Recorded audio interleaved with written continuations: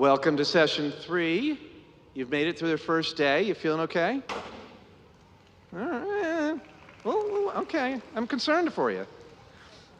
My name is Dennis Ailing. I am a parishioner at St. Francis Xavier in Burbank. I'm also in the aspirancy for the diaconate. We'll see how far until they throw us out, but really, really pleased to be here. If you haven't had a chance yet, or maybe you have, as you're coming in and out the doors, you would see that we've got some walls up, some black walls up to be able to put up our mosaic of love. If you haven't had a chance to, stop by and just help us build this mosaic of love by sharing your experience of Christ's love here at Congress this weekend. If you're into the digital, please use the hashtag #BeLoved, and we'll be collecting those as well. Show how the love is moving throughout our entire community this weekend. We are here to hear Sister Terry Maya. She's going to talk with us about loving women in our church, why women matter in the synod process. Before we get there, though, a couple just housekeepings. First, if you have one of these devices, please turn it off, or don't turn it off, silence it at least. So we don't want you to miss the world, but we also don't want to hear your world. Also, just a reminder, there's no photography or recording or videography of the speaker while we're here by any of us. It is obviously being recorded and will be available if you would like to listen again. All right, before we get going, I want to tell you just a little bit more about Sister Terry. She's a member of the Sisters of Charity of the Incarnate Word. She's a lifelong educator with a passion for formation. She has her undergraduate degree from Yale University and a masterate from GTU and a PhD from El Colegio de Mexico. She served in the leadership of her institute and on the presidency of the Leadership Conference of Women Religious, and she accompanies other organizations as facilitator and consultant. So as we're getting started, let's just center ourselves a little bit, take a little time to call on our God. Loving God, you are the fountain of life and maker of all things new. Give us a heart that is able to perceive your unconditional love and bring out the best in other people. Teach us to love you and to reflect your love and mercy. We ask this, as we ask all things, through your Son, Jesus Christ, who lives and reigns with you and the Holy Spirit, one God, now and forever. Amen. Please join me in giving a warm congressional welcome to Sister Terry.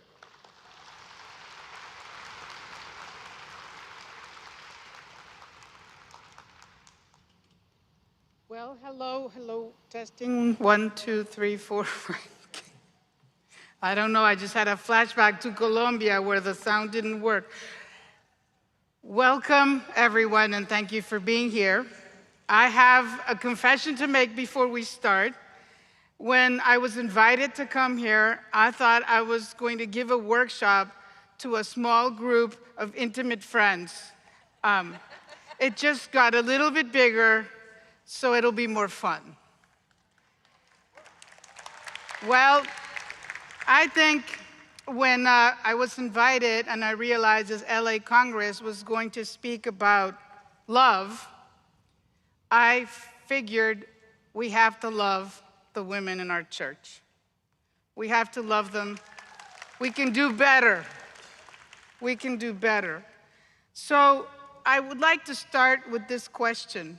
Why do we need to continue the synodal conversations about women? Why do we really need to have ongoing, unfolding, and action-based conversations? And I think if we've been paying attention, have we been noticing the shift? Cardinal McElroy before me spoke about it, but we're noticing that something is different about the time we're living today. And I want to say the last time I was in the LA Congress and the year before, I began to notice something is going on, something is different. Whether it was the fact that women's sports are becoming an spectator sport. We're selling out arenas. Something is happening. Or what's been happening in Latin America in 2020.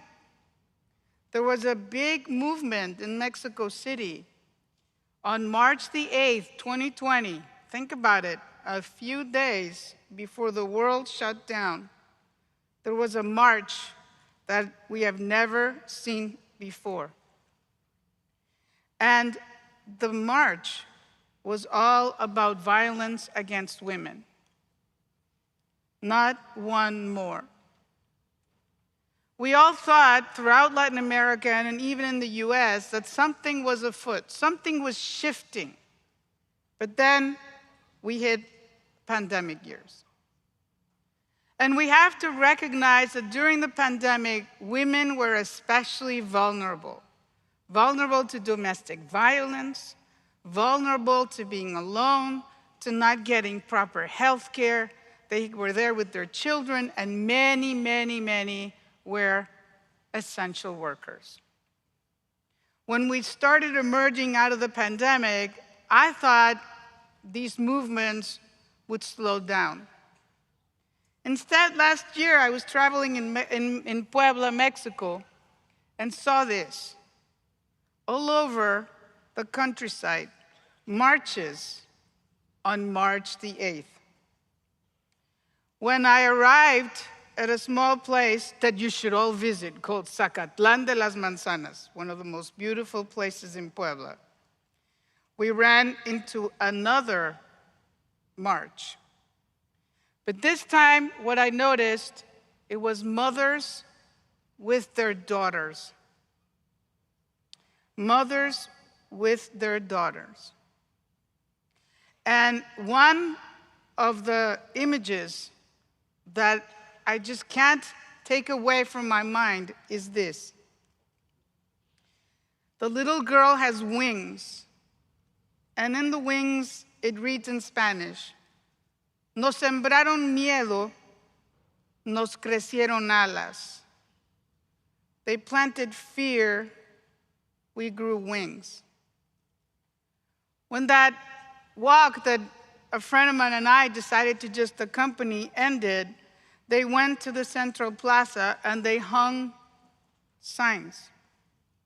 Later in the day, we went to read them. And one of them said this, que ser mujer no nos cueste la vida.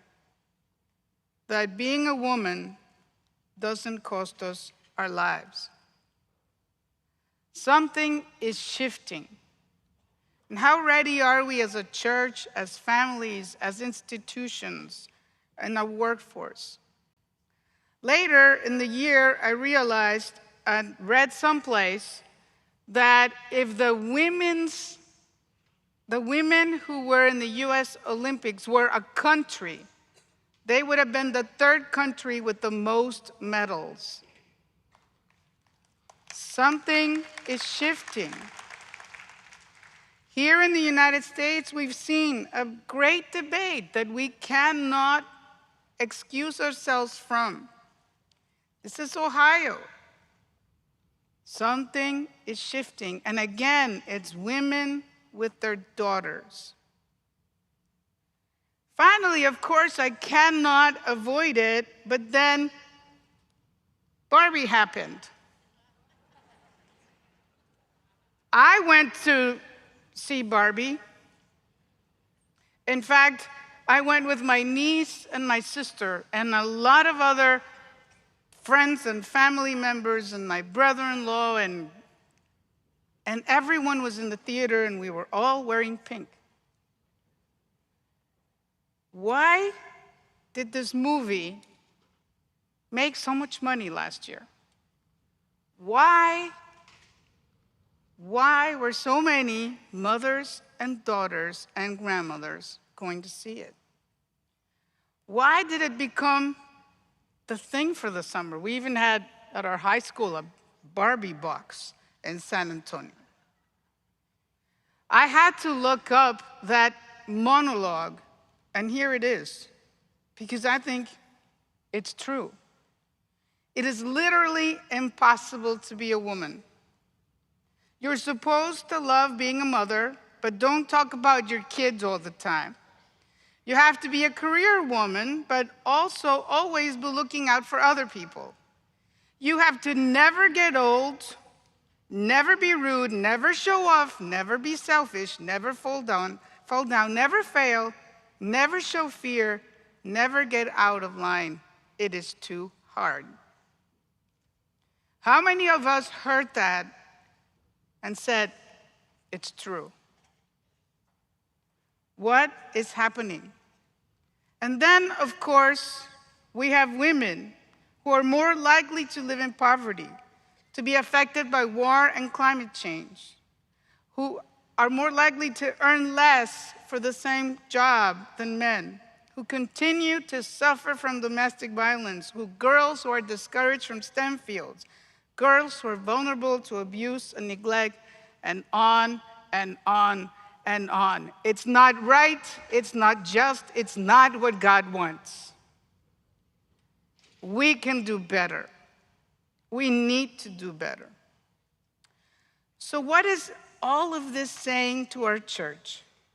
How are we entering into bold and caring conversations with our time now in 2024? What questions should we be asking? What are the right questions? What are better questions? So today, in this small workshop, I want to offer a reflection in 5 parts.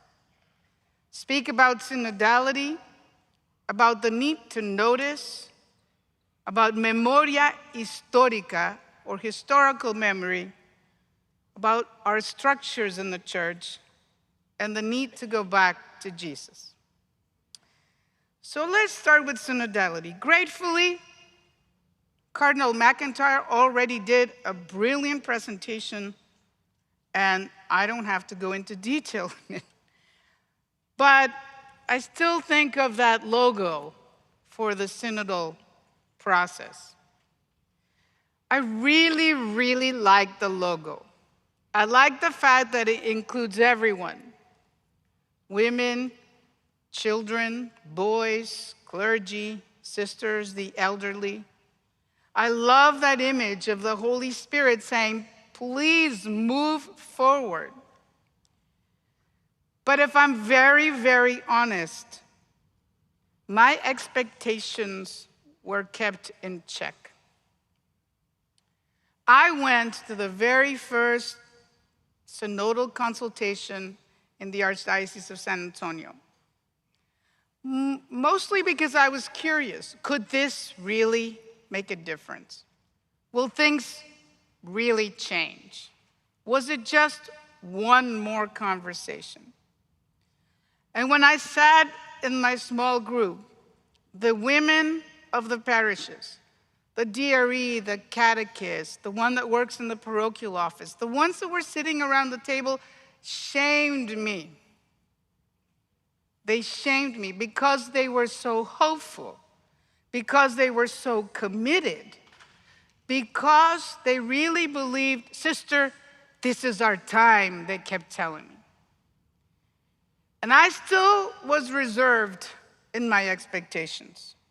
Well, I hope so. You know, God's time eventually, one day, you know, we need to trust and stay and love our church, even though it needs some change. But then I was surprised by the Spirit. And I was really surprised by the Spirit. And I remember telling Archbishop Gustavo, I said, Archbishop, something is different about this process. I have a feeling this is going to be huge. He looked at me and I could tell that maybe his expectations were just around the same level as mine. Who knows? But then the national syntheses from the USCCB came out. I was reading it in preparation for a meeting, and I couldn't believe what I was reading. I couldn't believe what was there. The USCCB syntheses spoke about those who feel marginalized in our church in the United States. Women, First Nations or Native Americans, people with disabilities, Latinos, and finally I said, well, if all those people are feeling marginalized, who's left? It's all of us. And the document says this: included also in this group are women whose voices are frequently marginalized in the decision-making processes of the church. Women on parish staff said they felt underappreciated, underpaid, not supported in seeking formation, worked long hours, and lacked good role models for self-care. This was a national document, and the voices of the women at my table were right there. The bishops then went on to write that we needed to become a welcoming church. There was a recognition of the centrality of women's unparalleled contributions to the life of the church, particularly in local communities. There was a desire for stronger leadership, discernment, and decision-making roles for women, both lay and religious, in their parishes and communities. My expectations, my low or very, very timid expectations kept shifting. The following year, we received the document from the continental stage. And this time, I was really paying attention, and we all need to pay attention. From all continents comes an appeal for Catholic women to be valued first and foremost as baptized and equal members of the people of God. There is almost unanimous affirmation that women love the church deeply, but many feel sadness because their lives are often not well understood and their contributions and charisms not always valued.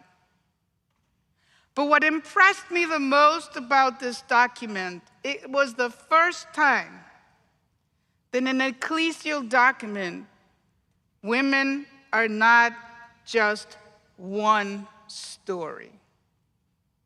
There was a diversity of experience that was shown in the document. I realized women are all geniuses, but in very different ways. Some are older women, some are professional women, some women live in Africa, some are working women, some women are with disabilities. It's the first time that there's not one way of being a woman in the church. And it's really reflected in the synodal syntheses. So then I went back to the Vatican website. Who is the synod for? Who is the synod for? And what you read there, again, the main subjects of the synodal experience are the baptized, because all the baptized are the subject of the sensus fidelium, the living voice of the people of God. We are the synod.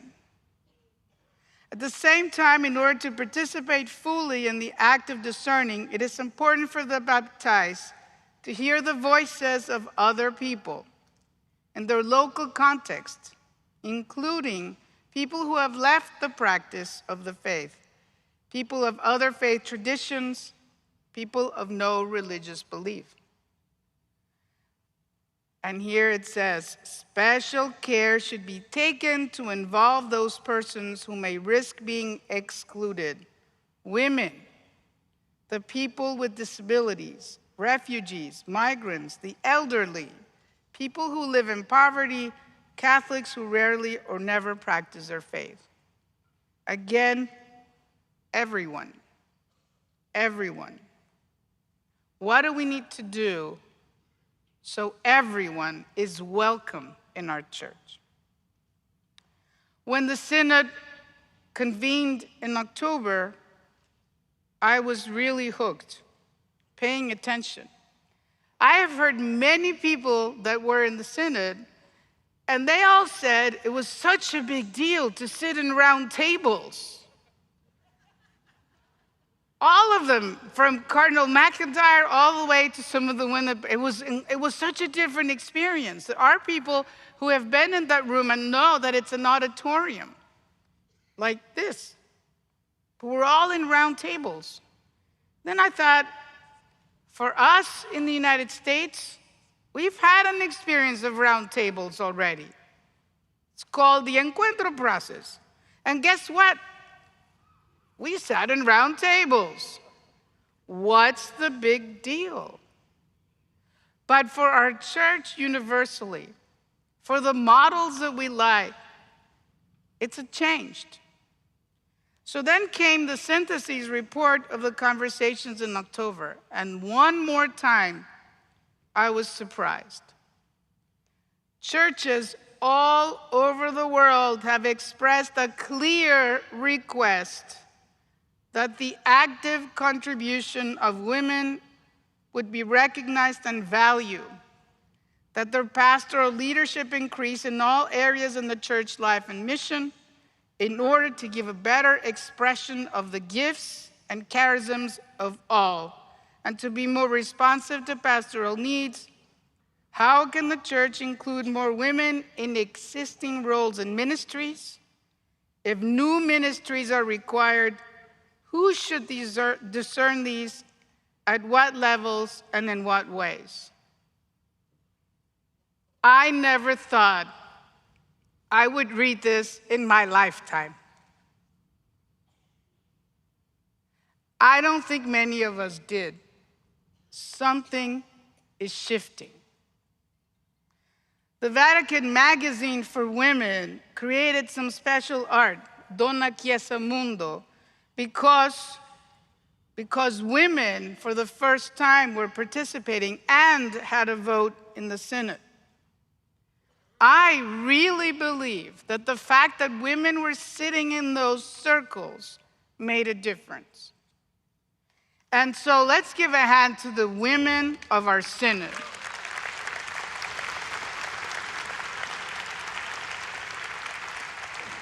Like my friends back in San Antonio in my little table that hoped and believed, the women who went to the Synod, the women who have been participating throughout the world in these synodal conversations are making a difference. So how are the synodal conversations lighting the way? How are they lighting the way for you in your local parish, in your diocese, in your ministry, with your family, at work? How is this creating hope for a different kind of church, a church where all are welcome? Number 2, notice. I believe that this time, for us to welcome the gift of women, the women geniuses in our church, we need noticing as a spiritual practice. We need to really pay attention that every woman has her own story. It is not the same thing to be a religious in the Catholic Church than to be a lay ecclesial minister. It is not the same thing to be an elder than to be a Latina woman, or to be Asian American, or First Nations, or a woman with disabilities. Every woman has a different story. It's not the same thing to be a mother of 3 than to be single or divorced. There are so many different stories, and we need to notice and we need to pay attention. We need to be pastoral in our approach because we are living a different time. We are. How will younger generations of women challenge, shape, and influence our church? How are we welcoming their questions and gifts? And by the way, I was looking at my slides this morning while hearing the cheerleading squad in the room next to me. So it was very poignant of this thing about young women. They have a lot of energy. Are we noticing? Are we noticing? Did we notice the domestic violence increase during the pandemic? Did we notice the mothers that had to work and care for their children and who lost some of their mental health during that time? Are we noticing the elderly that cannot afford their medications? Are we noticing? Last year, I was in Mexico City, and I was struck by this painting. This is a Mexican artist, Salvador Martinez Baez.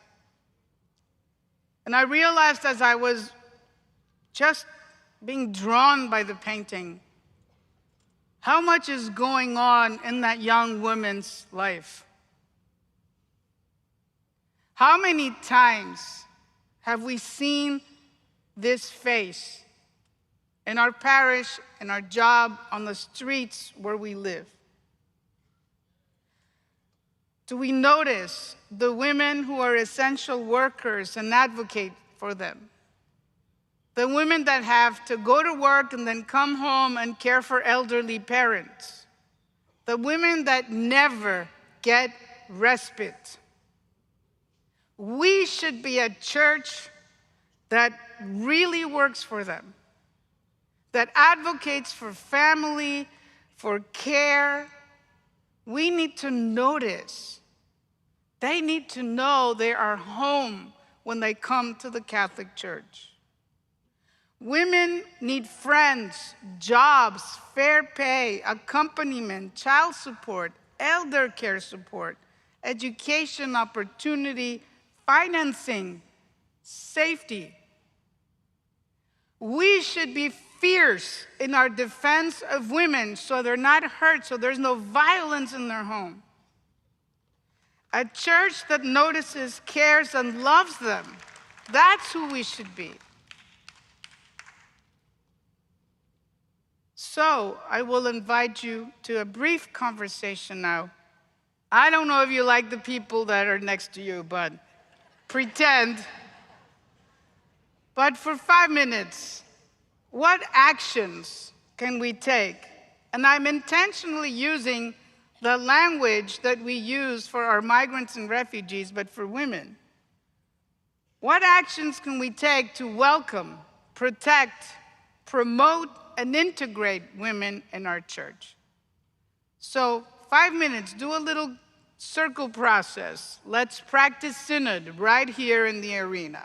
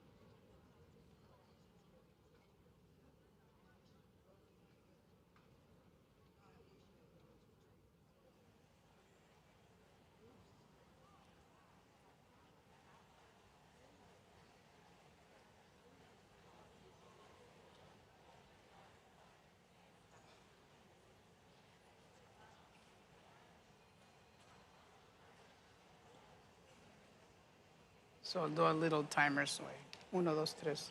They turn.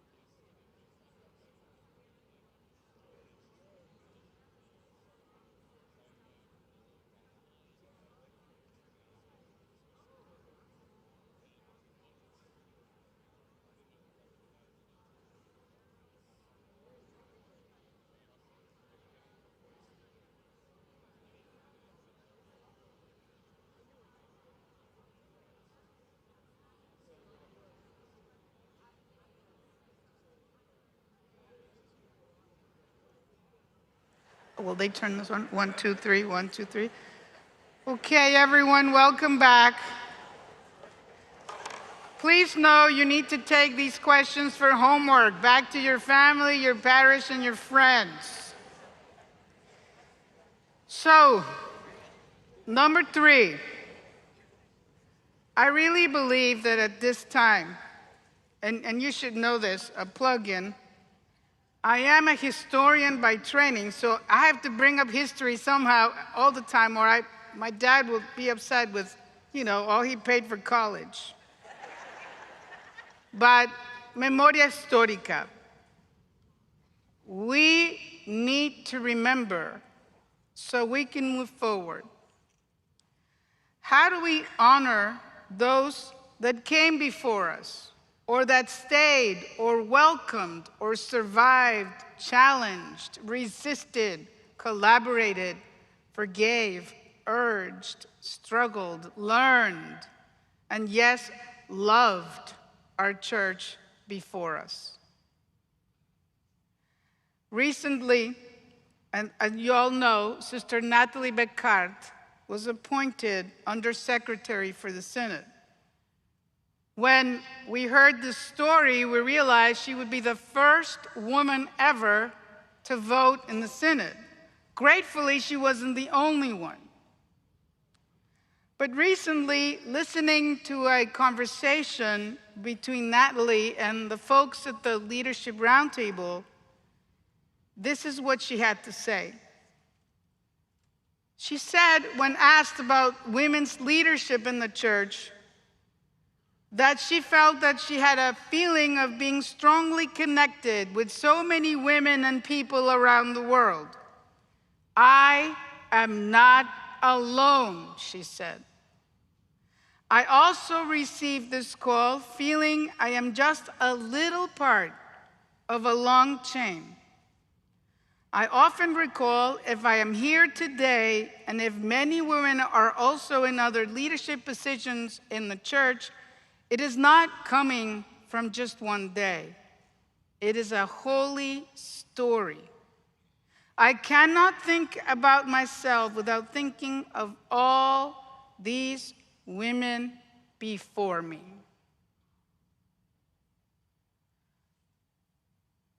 Of all these women before me. We have a long, long 2,000-year tradition. And despite misogyny, despite patriarchy, despite clericalism, despite everything, we know the names of these women. It is not a small thing that we do. The women of the Bible, it is time to go back and read the Bible with the questions from this time. Who are those women? Who are those women, and what do they have to say to us today? We need to pray with our scriptures. We need to read their story, to read their struggles, to pray with it.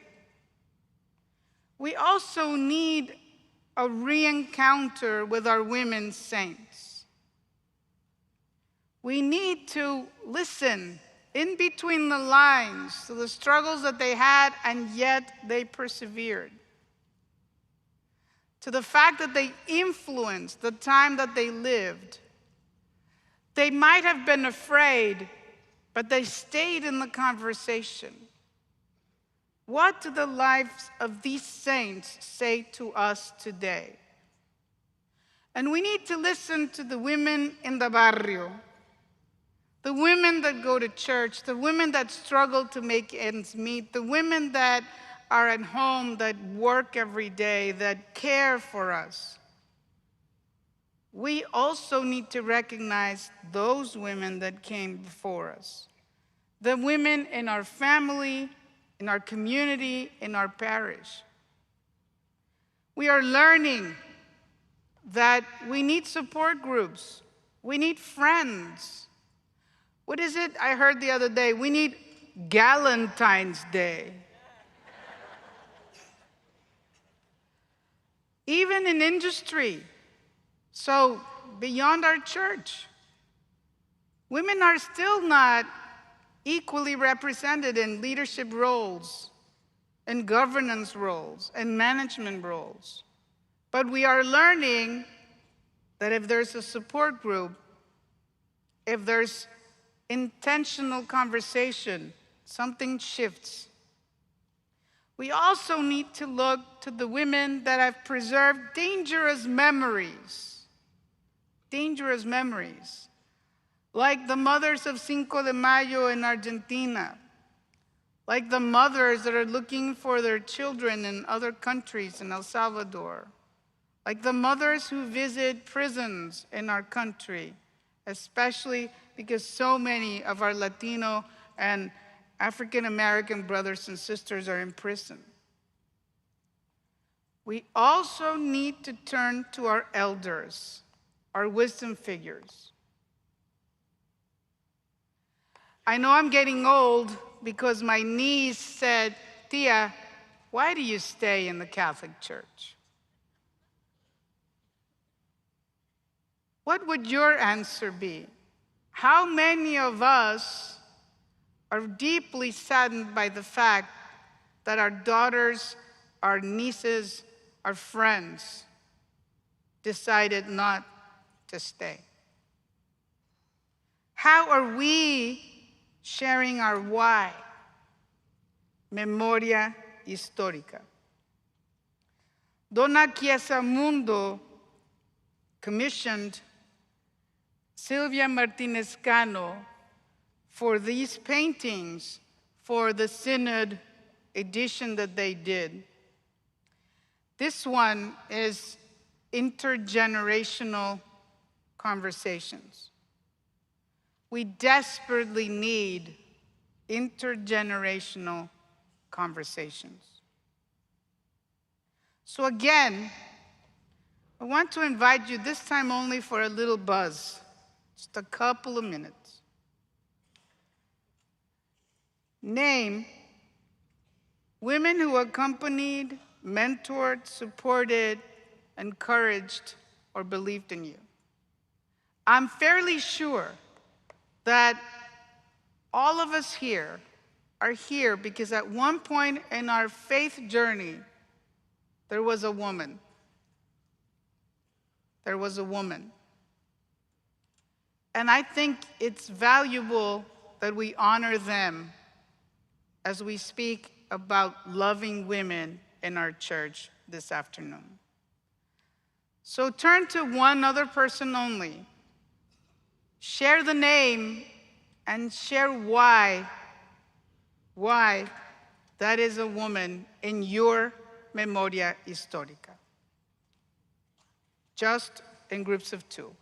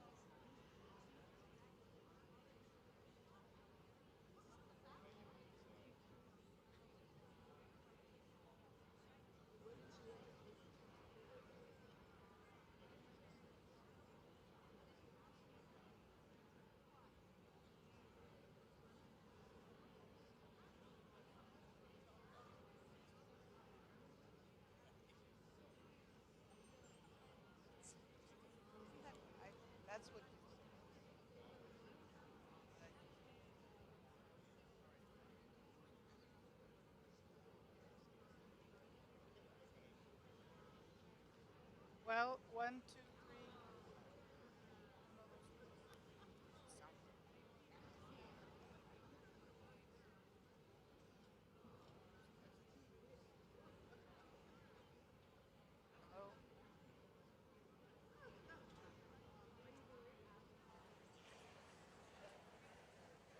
Well, we could probably share name after name after name. But I really invite you to pray with those names, to take those names home. And this is homework. If those women are still alive, let them know. Let them know.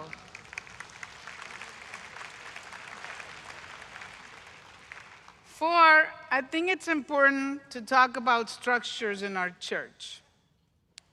We have to talk about structures. We have to talk about the culture of our church. Again, I go back to those round tables. And I had the blessing in November of being in Colombia with one of the several of the sisters that were at the synod. And one of them reminded me something that the executive director of the Union of Superiors Generals, so this is the organization for Catholic sisters in the whole world, once said. When you pay attention to Pope Francis, don't only listen to his words. Pay attention to the non-verbal language. For example, when I was in Rome for the UISG, she says, notice how he walked into the auditorium side by side with Sister Pat Mary and Carmen Samut from UISG. Notice that when he sat with the president of the Union Superiors of Women Religious, he had a chair right next to her. In fact, shared the same microphone. What is Pope Francis saying in this nonverbal language? And then we go back to the round tables. Notice how his chair is a little different. I'm pretty sure there was a big debate. Holy Father, you can't just sit in the same chair that everybody else is going to sit on. And yet, he sat in the round tables with everyone else. And there's our sister Natalie Picard. Pope Francis is not just saying something, he's modeling something. What is it we need to do in the daily practices of our church, in the structures, in the way we organize things that will be more welcoming, that will be more synodal? And we have to really pay attention to what is on the horizon, to what is on the horizon. Last year, I had the opportunity to listen to Dr. Carolyn Wu. She used to be with Catholic Charities. She just wrote this book titled Rising, Learning from Women's Leadership in Catholic Ministries. And Carolyn said that she had been in multiple places where she was asked, what about women's leadership? What about women's ordination and women in the diaconate and women? And she finally said, I need to write a book. I need to really notice what is emerging. And this is what she wrote. She said, while leadership appointments for women can be significantly expanded, and misogyny still dishonors women and brushes aside their gifts, it is important to acknowledge the inroads that have been made and opportunities that are accessible to women. Perceptions and general criticisms have not kept pace with emerging reality, which points to a notable number of women leading with impact and influence. Carolyn Wu is right. We live in the part of the world in our church, perhaps with the most women leaders. Let me just repeat that because we need to assimilate that. The U.S. Catholic Church probably has the most women in leadership positions, whether they're chancellors of dioceses, principals in our high school, presidents of universities, leaders in hospitals, women serving on boards, DREs, catechists. We have a lot of leaders already. We need to continue that practice, ensure that that's true. And then last year, Carolyn Wu said, women are not guests of the church. We don't need invitations. We are members of the family. We are members of the family. So, what is emerging in our church? What is already happening? And how can we participate in that process?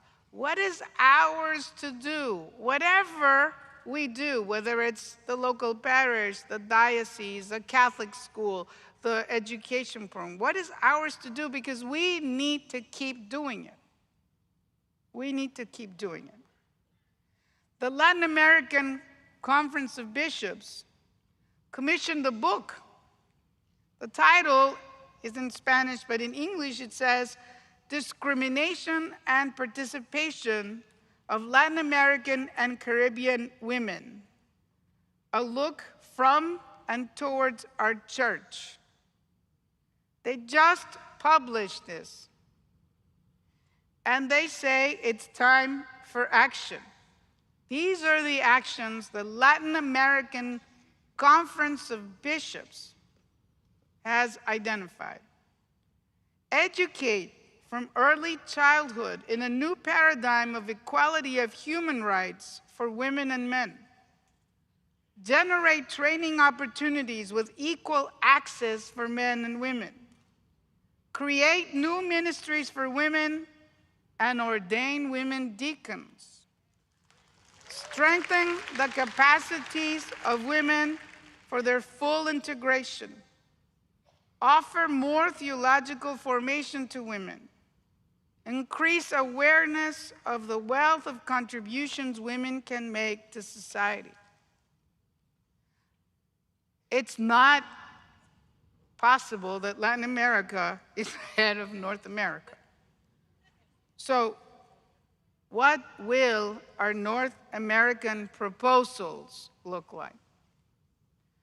Cardinal McElroy, and I apologize because earlier the editorial committee, I just said the wrong name. Cardinal McElroy just mentioned that we are halfway in the synodal process. Halfway in any race is when we get tired. But this is when we have to lean into this, to intentionally keep holding these conversations. He reminded us that we are going to be asked again about the synod process, and the questions are around structures.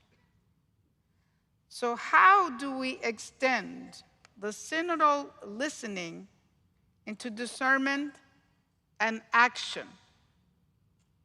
We are listening to discern, but we are also listening to do something. There might be things that will take a little longer, but they're going to take even longer if we don't do what is ours to do. If we don't join the women around the world, if we don't get our brothers, our fathers, our sons, our guy friends to join us in this?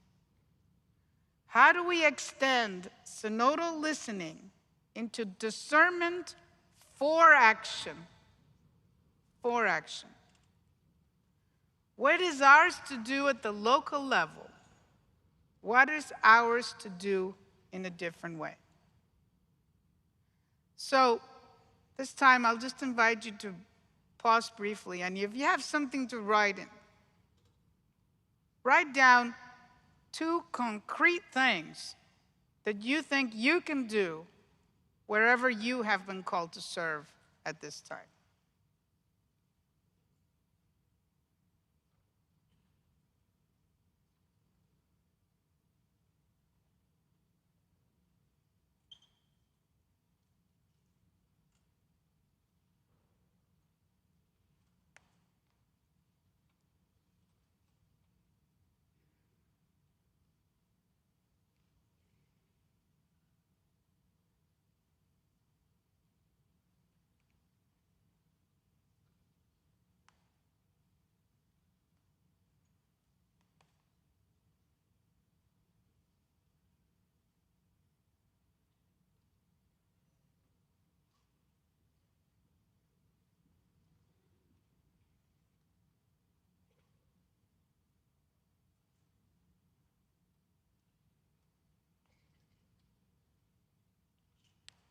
And finally, friends, one of my personal reflections around the synodal journey, synodal, I could never pronounce it right, so that's fine, has to do with how we go back to Jesus.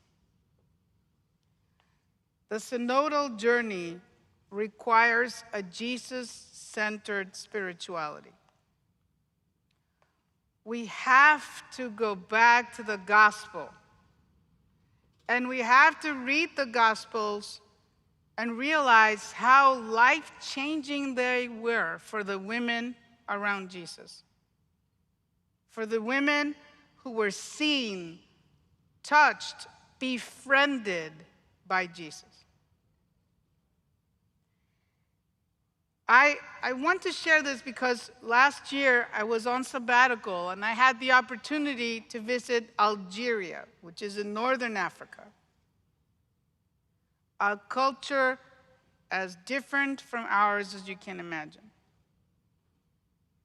And at one point, someone said to me that most of the people in prison are women. Because at one point, they resisted domestic violence and they were jailed. What Jesus did for his culture is our invitation today. It's incredible that it's taken 2,000 years. Listen, include, forgive, heal, accompany. Just look at the nonverbal language of Jesus in the gospel every time he is with a woman. How do we revisit the biblical narrative with new questions? What are the new questions? What do the encounters of Jesus with women call us to today? What is the call?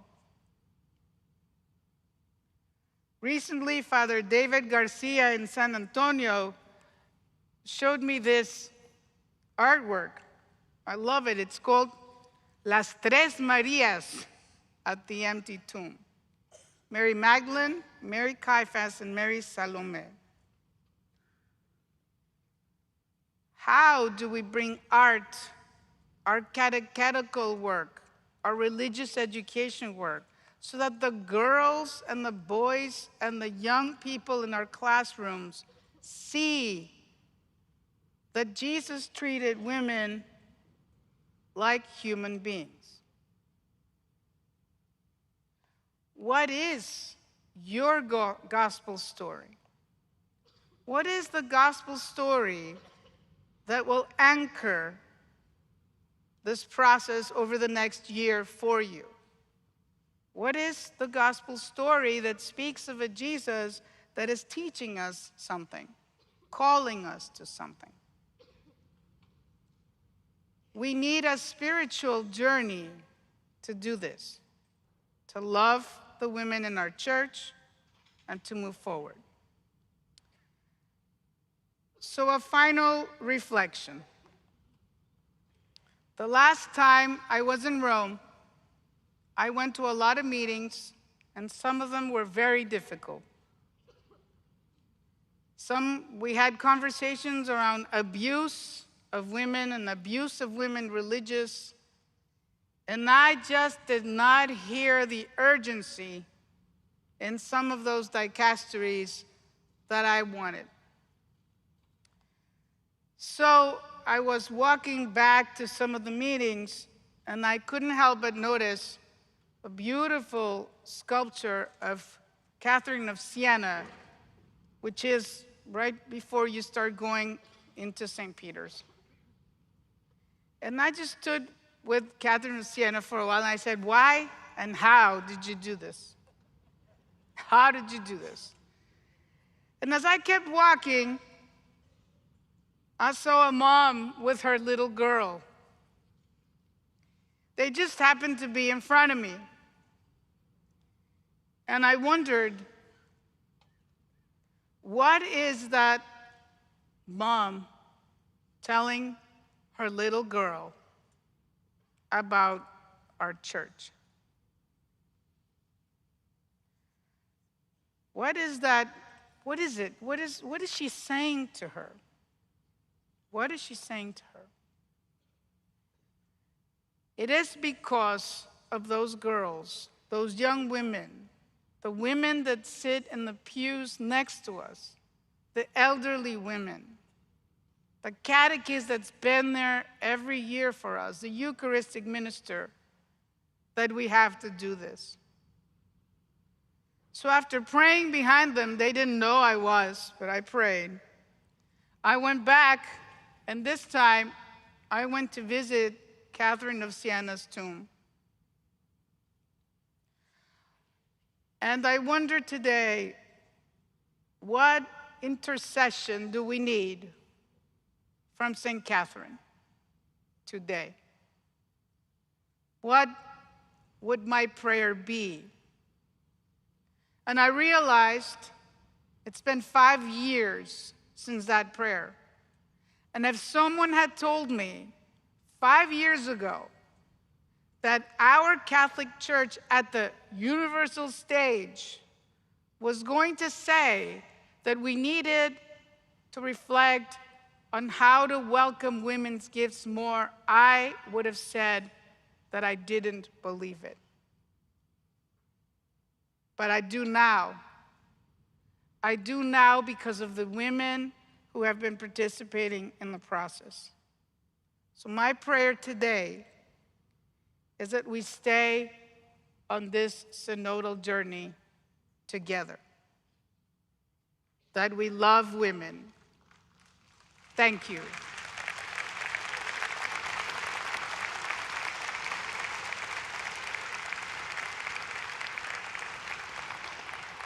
Sister Terry, thank you. Thank you for inspiring us.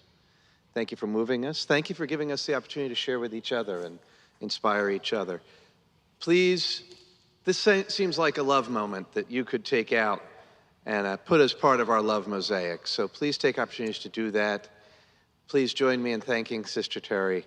And please write an evaluation that tells that she has to be back on this big stage again.